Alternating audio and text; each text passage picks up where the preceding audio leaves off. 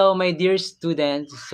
I'm back again. First, let me introduce myself to you. My name is John Kevin Perino Nusidal from FSM 2B, taking course of Bachelor of Technical Vocational Teacher Education or BTBT Ed, major in Food Service and Management.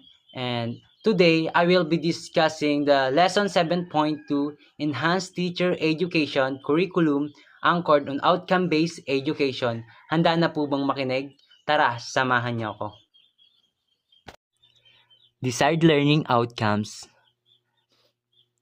These are the goals of studying this topic. First, identify the desired outcomes and terms of competencies of the new teacher education curricula.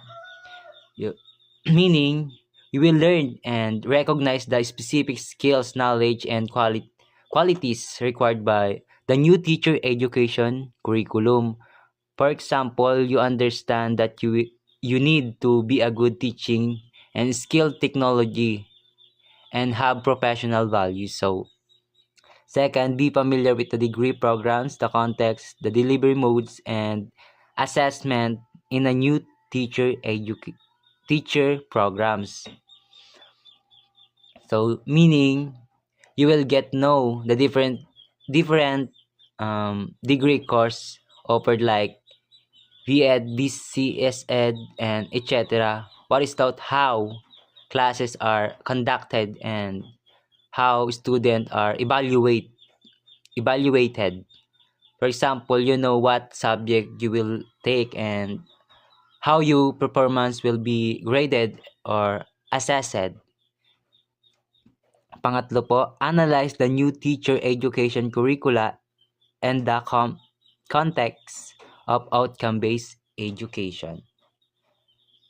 So, meaning, you will understand that the focus is not just what is taught,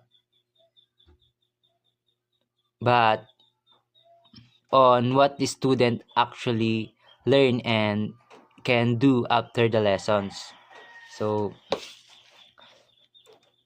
it is not enough to just listen.